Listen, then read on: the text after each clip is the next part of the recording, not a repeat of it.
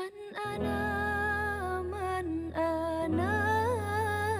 من أنا لولاكم كيفما حبكم كيفما أهواكم من أنا من أنا لولاكم كيفما حبكم. Maka jikalau engkau ketahui akan Allah Ta'ala itu dengan sebenar-benar ma'rifat, kalau kita sudah tahu bahwa Allah melayani, menemani kepada kita, Allah sedetik pun kada pernah meninggalkan kita, bahkan ketika kita dalam keadaan tidur Allah berikan pertolongan karena Allah memandang kekasihnya. Allah memberikan pertolongan karena memandang kekasihnya, yaitu asal-asal segala sesuatu yang disebut dengan Nur Muhammad sallallahu alaihi wasallam. Tangan kita, batis kita, semua batang tubuh kita, bahkan roh kita asalnya adalah Nur Nabi Muhammad. Maka Allah pun menggerakkan tangan itu, Allah pun menggerakkan kaki itu, Allah pun melihatkan mata, Allah pun mendengarkan telinga. Kenapa? Karena Allah sangat mencintai kekasihnya, ditulunginya selalu, dilayaninya selalu. Artinya kita semua harus sadar, tanpa Nabi Muhammad kita tidak akan diperhatikan oleh Allah. Ini kata-kata yang harus kita sadari sesadar-sadarnya, bahwa tanpa Nabi Muhammad hidup kita tidak akan mendapatkan berkah. Gerak tangan karena Rasulullah, gerak kaki karena Rasulullah, penglihatan mata karena Rasulullah. Maka dari karena itu, sholawat yang kita baca, satu, kita dukung Allah atas Allah mencintai kepada Rasulullah dengan menambah-nambah rahmat, kebesaran, keagungan, keistimewaan kepada beliau. Salli, teruskan ya Allah, kau tambahi ala sayyidina Muhammad rahmatmu, kebesaranmu, keagunganmu kepada kekasihmu. Dua, salawat yang kita baca membuat kita sadar yang berhak untuk diperhatikan, yang berhak untuk ditambahi rahmat, yang berhak untuk diberi rahmat, dialah Sayyiduna wa Habibuna Muhammad. Semakin salawat kita baca, semakinlah kita sadar. Satu, kita dukung Allah mencintai kekasihnya. Dua, kita harus sadar bahwa yang layak, yang pantas, yang berhak bahkan menerima akan rahmatnya Allah, akan segala nikmat Allah, dialah Sayyiduna wa Habibuna Muhammad. Maka dari karena itu orang Bahari berucap sebagaimana fakta la ilaha illallah Muhammadur Rasulullah. dua kalimat yang kada pernah terpisah antara Allah dengan kekasihnya. Bahkan waktu Nabi Adam di dalam surga, Nabi Adam bertanya, siapa orang yang namanya selalu ada, menyertai dan kada memisahi lawan namamu. Kata Allah, dia kekasihku, dia orang yang sangat aku cintai. Bahkan kau harus sadar wahai Adam, tanpa dia aku tidak akan jadikan dirimu, tanpa dia tidak aku jadikan alam semesta. Nabi Adam pun sadar akan keagungan, kebesaran Nabi Muhammad sallallahu alaihi wasallam. Siapa orang yang diizini dan berhak memerankan Allah Ta'ala, dialah Nabi kita. Siapa orang yang berhak memerankan kasih sayang Allah Ta'ala, dialah Nabi Muhammad. Siapa orang yang berhak memerankan kesugihan dan kepemurahan Allah Ta'ala, dialah Nabi Muhammad. Siapa orang yang berhak memerankan akan kealiman dan segala yang ada pada Allah, dialah Nabi Muhammad. Dari karena itu disebut Nabi Muhammad ini madhhar atam, seseorang yang mendapat izin dan hak memerankan Allah secara sempurna. Apa kisah tentang Allah? Nabi Muhammad memerankan semua itu. Beliau raufun, Allah raufun. Beliau rahimun, Allah rahimun. Beliau mukmin, Allah mukmin. Beliau nurun, Allah nurun. Yang berhak, yang pantas memerankan, menceritakan kisah tentang Allah segala-galanya, dialah Sayyiduna wa Habibuna Muhammad. Dalam istilah tasawuf, beliau hamba yang hakiki. Dalam istilah agama, beliau orang yang paling agung, mulia dan terhormat. Kalau bahasa keren, beliau artis yang mampu dan dapat izin memerankan tentang perannya Allah Subhanahu wa ta'ala. Barang siapa ingin melihat, memandang kisah Allah, pandanglah Sayyiduna wa Habibuna Muhammad. Kalau ingin melihat, memandang kebesaran, kasih sayang dan segala tentang Allah, lihatlah Sayyiduna wa Habibuna Muhammad. Hingga terucap kata dari orang-orang bahari, man ata'a Sayyidana Muhammad faqad ata'a Allah. Barang siapa taat kepada Nabi Muhammad, sama taat kepada Allah. Wa man ahabba Sayyidana Muhammad faqad ahabba Allah. Barang siapa mencintai Nabi Muhammad, sama mencintai Allah. Wa man dzakara Sayyidana Muhammad faqad dzakara Allah. Siapa mengagung-agungkan Nabi Muhammad, sama mengagung-agungkan Allah. Karena betapa hebatnya Nabi Muhammad, itu maksudnya betapa hebatnya Allah. Karena apa yang diperankan, dilakukan, yang diperlihatkan oleh beliau adalah semuanya tentang kisah Allah Subhanahu wa ta'ala. Maka dari karena itu, Tuan Guru Syekh Abdul Rahman Siddiq Sapat mengarang sebuah kitab yang bernama Amal Ma'rifat. Beliau menceritakan tentang kisah makrifat mengenal Allah. Selesai daripada karangan dan cerita, jalanku adalah memusyahadahkan nur Nabi Muhammad. Beliau bercerita di Amal Ma'rifat tentang fana pada af'al, fana pada sifat, fana pada zat. Beliau bercerita tentang makom fana dan makom bako.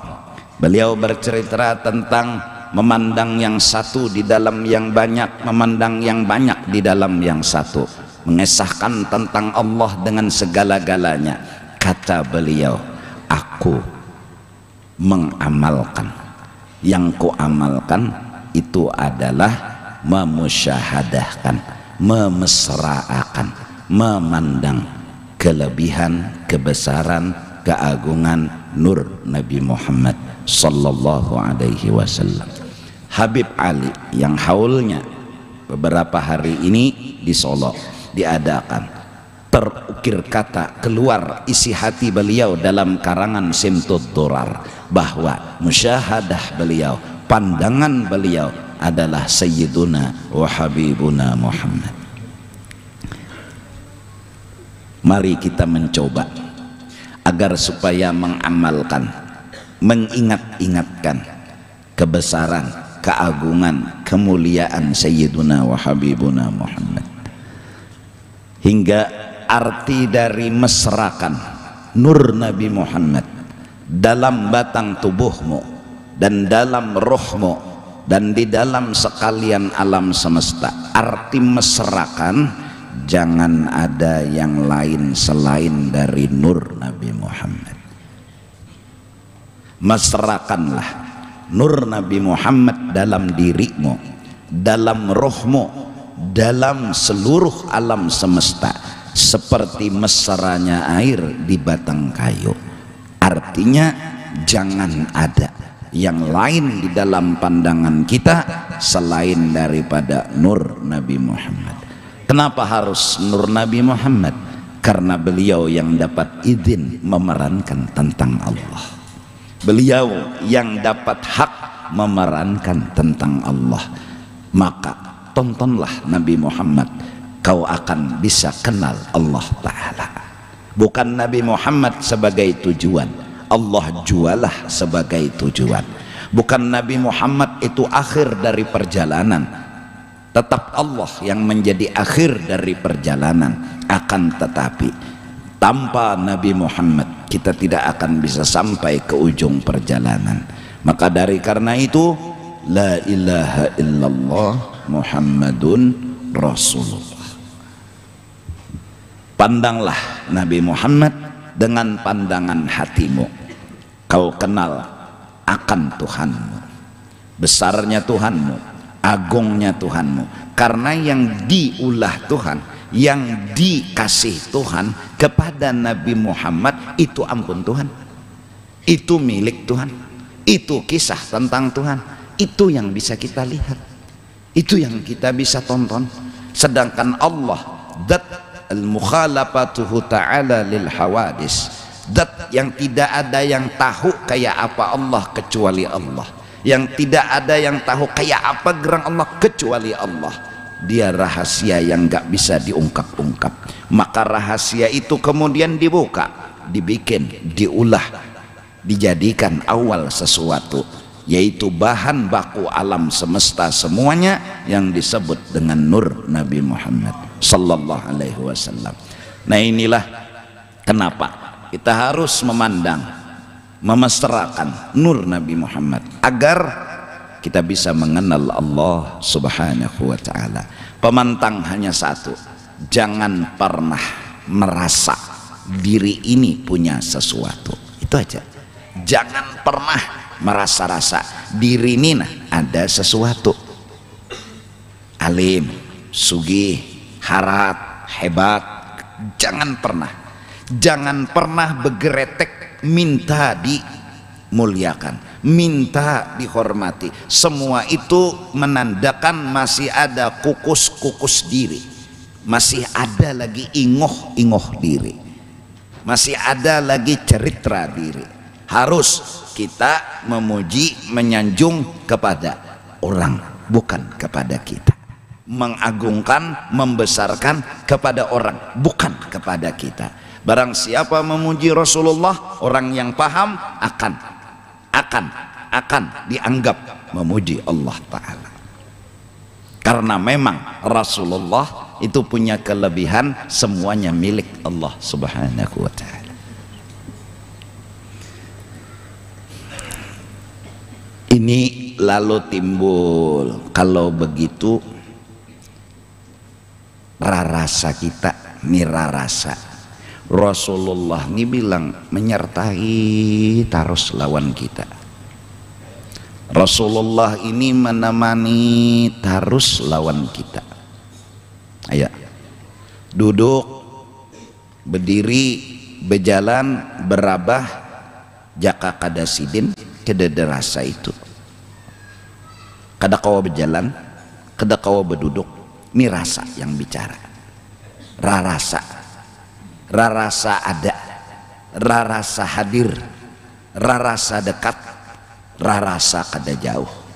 Dengan apa? Dengan satu pandangan, asal diri kita, asal roh kita, berarti beliau itu ada dan menyertai. Lahirlah garak, lahirlah diam, lahirlah ini, lahirlah itu, Allah yang menjadikan. Tapi kenapa Allah maulah dan menjadikan? Karena memandang kekasihnya, bukan karena kita, bukan karena kita. Jadi yang kita ingatakan, yang kita sadar, apapun yang datang dan dijulung ke kita bukan karena kita, itu aja, bukan karena kita. Kalau saya merasa-rasa aku alim pang, jadi kayak ini kada boleh. Aku sugih pang, jadi kayak ini kada. Aku ini orang nang dihormati pang, jadi kayak ini kada. Ini datang, ini diulah Tuhan karena kekasihnya, Sayyiduna wa Habibuna Muhammad. Maka kagumlah hati kita, salutlah hati kita, memujilah hati kita dengan Sayyiduna wa Habibuna Muhammad.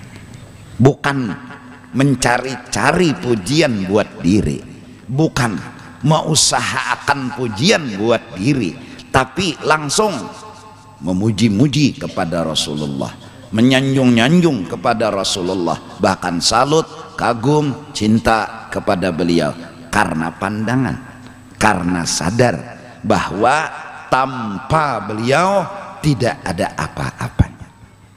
Berarti kalau kita berpikir dewasa, Allah selalu menyertaiku, Allah selalu menemaniku, yaitu Allah dengan kekasihnya selalu menemani aku, melayani aku, membahagiakan aku. Aku duduk, dilayaninya. Aku berjalan, dilayaninya. Aku berabah, dilayaninya. Aku behereng, dilayaninya. Layanan perhatian yang luar biasa. Nah, dirasa-rasa, dirasa-rasa, diingat-ingat, ini layanan, ini perhatian. Bahkan al-mawjudat kulluha ni'amullahi alaika. Semua alam semesta hakikatnya perhatian Allah buat dirimu. Semua alam semesta perhatian Allah buat dirimu. Ada orang bertanya, bagaimana pahamannya? Para nabi dapat nikmat, bukan untuk aku, mereka yang dapat nikmat. Para ulama dapat nikmat, bukan untuk aku. Kata sang guru, nabi adalah nikmat bagimu, tanpa mereka kau tidak tahu apa-apa. Ulama adalah nikmat bagimu, tanpa mereka kau tidak tahu agama. Maka semua alam semesta adalah bentuk wujud perhatian Allah kepada, bentuk kasih sayang Allah kepadamu. Mari kita mencoba untuk tafakur dan tenggelam di dalam perhatian. Sering-sering merenung, Allah nih perhatian. Pian tadi kesini, jangan dianggap sepeda motor itu aja yang mengantar. Tapi nang mau olah sepeda motor tuh pabrik, berapa karyawan nang ada. Terus nang mencariakan bahan kendaraan tadi asalnya besi itu di mana, berapa orang nang turun. Terus perjalanan mereka ya panjang, sampai akhirnya dapat bahan kendaraan diolah oleh pabrik, kemudian dijual, ditukar oleh ikam, ikam pun menikmati sampai ke majelis. Berapa tentara Tuhan dan perhatian Tuhan kepada kita. Semua adalah perhatian Allah dan kekasihnya kepada kita. Allah dan Rasulullah selalu memperhatikan kita, selalu membahagiakan kita, selalu menyayangi kita. Asal itu diperhatikan, asal itu diingat-ingatkan, insya Allah tumbuh cinta. Wajar Allah minta, la yu'minu ahadukum, tidak sempurna iman seseorang kecuali aku dan Allah, kata Nabi. Allah dan aku dan Allah lebih daripada yang lainnya. Nah, kayak apa caranya? Ya kayak itu tadi, rancak mengatakan, rancak, jangan buta hati. Jangan sampai seperti seorang suami yang buta lalu bulik dari rumah, yang sebenarnya bukakan lawang bininya, yang mau lahakan kopi bininya, yang menapasakan baju tapi kada melihat. Lalu kadada rasa perhatian itu dirasa kadada, lalu kada sayang, kada cintanya, kada melihat. Buta. Kalau seorang merasa diperhatikan, insya Allah tumbuh cinta, insya Allah. Apalagi hari-hari datang, sepatu dipaculakan, kaos dipaculakan, baju dipaculakan, seberataan dipaculakan, diganti akan lawan nang hanyar, suruh mandi, ini anduk, ini sabun, ini sikat gigi, ini odol, keluar dari zaman pulang dilapakan, pulang awak lawan anduk, batu dipurkakan, baju hanyar hari-hari kayak itu. Makan disuapi, minum diminumi pulang, hendak guring pulang, ulas tilam diamparakan, dirapiakan, dinyamani pulang, batu berabah dipicikakan pulang, batis tangan hari-hari kayak itu. Mati kutu ya. Terus kenapa kita sama Rasulullah sama Allah kada kayak itu, padahal perhatian Allah Rasul lebih dari istri kita, lebih daripada segala-galanya. Ya kenapa kada? Karena buta. Karena kita banyak kada sadar, banyak kada ingat, lalu kalah, lalu kada tumbuh cinta, kada tumbuh sayang. Nah, ini yang dimaksud sidin tadi. Jikalau engkau ketahui akan Allah dengan sebenar-benar makrifat, Allah melayani, Allah menemani, Allah selalu menyertai dengan kekasihnya, niscaya engkau jadikan akan dia taulan sebenar-benarnya. Kita itu perlu Allah, kita kada perlu yang lain. Kita mencari Allah, kada harus mencari yang lain. Untuk kuat berkawan Allah, untuk kuat bersahabat Allah, untuk kuat selalu bersama-sama Allah, modal hanya satu: mengerti. Jangan pernah menganggapi gawian Allah, hanya satu. Kayak apakah kelakuan Allah, kayak apakah perbuatan Allah, husnudzan adalah alat agar hubungan tetap selalu bersama. Tanpa husnudzan bisa tahual lawan Allah, bisa tasasambati lawan Allah, bisa taanggapi lawan Allah. Napa Tuhan hujan pulang? Napa yo panas pulang? Nah garing pulang. Nah babila jua yuk garing nih sembuh. Ini. Lalu hubungan sama Allah itu ada retak. Muntung kita nih tasambati, tahapak, tasangiti. Sekarang kalau sudah hati kayak menyangit lawan Allah, kalau hati sudah kayak kada ketuju lawan Allah, suruh memuji Allah pengoler. Karena ada muar di sini, ada kada ketujuh. Subhanallah, subhanallah. La ilaha illallah. Kenapa? Memang kada ketujuh. Lawan Allahnya kada ketujuh. Di mana kada ketujuh? Itu tuh. Kalau Allah berbuat, kenapa digurunomi? Kalau Allah melakukan sesuatu, kenapa digurunomi? Jadi duduk di sajadah tuh kada betah. Karena memang ini kada ketujuh memuji Allah. Tapi kalau orang kada dahwal sama Allah, kada sama sekali selalu mengerti, kayak ini Tuhan Pak pasti baik, kayak ini Tuhan pasti. Zikir itu adalah makanannya, zikir itu adalah alat inya menambah kemesraan lawan Tuhannya. Inya mengerti. Nah mari kita coba belajar mengerti, memahami lawan Allah. giring Allah, jangan mengarasi ampun sorang, giring Allahnya, giring aja. Berdagang payu alhamdulillah, giringi Allah, cukup Tuhanai, labihan lagi dicukup-cukupakan, tuh menggiring Allah.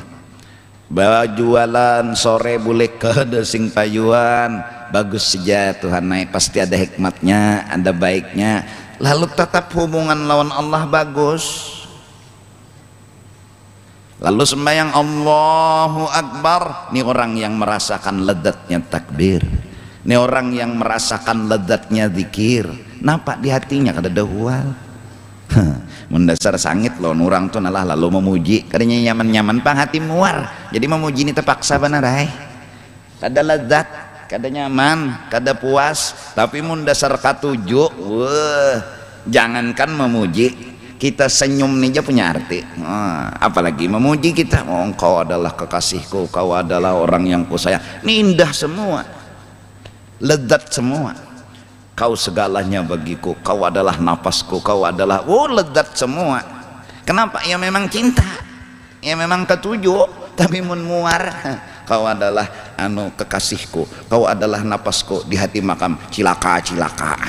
Kada nyaman hati ini. Jadi kada mengenal manisnya iman, kada menikmati manisnya iman. Mun masih ada hual masih ada. Nang kada syukur, kada sabar, la yadzuku, kada akan pernah merasakan sebenarnya iman itu bingka nang manis, cuma garing lalu pahit terasa. Nah jadi mbah mengerti modal supaya kuat lawan Tuhan nih. Nah ya apa dijalani aja lawan Tuhan tuh terpisah indah kayak apa aja. Pasti sidin itu menggawi ada baiknya. Sidin punya alasan, walaupun unda kada perlu tahu alasan sidin itu apa, tapi unda membaca, memandang, menilai pasti baik. Maka karena itu husnudzon termasuk ilmu yang kita kejar. Tapi ikas husnudzon itu sudah sampai juga, walau kada yakin baiknya tuh di mana, bagusnya tuh di mana, tapi berpikiran pasti bagus. Ada aja bagusnya sama lawan yakin, sama lawan alim. Nah mudahanlah terutama kita Kalimantan Selatan nena, mari sama-sama belajar mengerti lawan Allah. Kita tuh kadang-kadang bingung jawaban kenapa Tuhan kayak ini, tapi jawabannya sebutingnya bahwa Tuhan berbuat, kita kada perlu tahu alasannya, pasti bagus lawan Tuhan. Lawan pulang sidin kada mengabulakan nih, pasti ada juga bagusnya. Sidin lambat mengabulakan, pasti ada bagusnya. Pokok bagus terus. Nah mudahan kawa kita diberi taufik hidayah. Nah lalu lawan Tuhan itu lalu model perlu terus. Ndak perlu Tuhan, ndak ada hendak tuhwal lawan Tuhan. Jadi pemantang sebuting ngerti, jangan sampai hilang. Nah bila sudah kada hendak tuhwal, kada hendak bermasalah lawan Tuhan, assalamatan sudah. Tidak ada hendak tuh bang.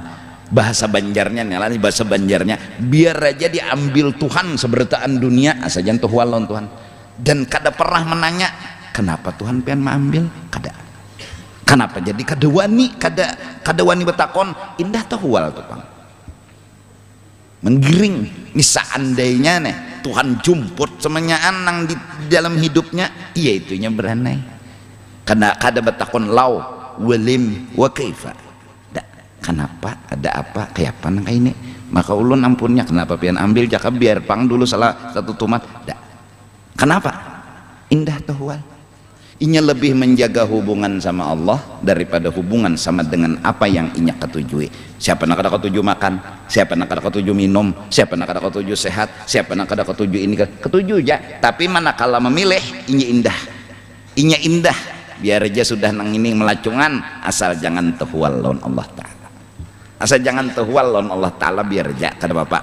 Nah itulah pertanda cintanya kepada Allah lebih dari cintanya kepada yang lain dari Allah. Tapi mun sebaliknya bang, nang kata-kata keluaran cek tuh, Tuhan pian kada adil, Tuhan di mana keadilan pian, dia hakon memilih bahwa lawan Tuhan daripada terpisah dengan yang inya cintai. Harta misalnya diambil Tuhan, kebakaran kah, gempa bumi kah, ya nang bocap Tuhan di mana keadilan pian, Tuhan mamainya karena kekasihnya hilang, karena yang ia cintai hilang. Apa? Kesugihan. Dia tidak rela berpisah dengan kekasihnya walaupun harus berhual lawan Allah, berarti cintanya kepada Allah tipis. Hakon berhual lawan Tuhan asal terdapat lawan sugih. Nah, Allah nang dihual tadi membolehkanlah lawan kesugihan kada jua. Jadi hartanya hilang, kekasihnya terpisah, Allahnya terhual. Nah ini khasira khusranan mubina. Ini orang rugi bebujuran dunyan wa ukhra. Dunianya rugi terpisah lawan kekasihnya yaitu sugih, akhirat rugi Tuhan berhual lawan inya berhual lawan Tuhan. Kada ada kerugian yang paling besar selain kerugian ini.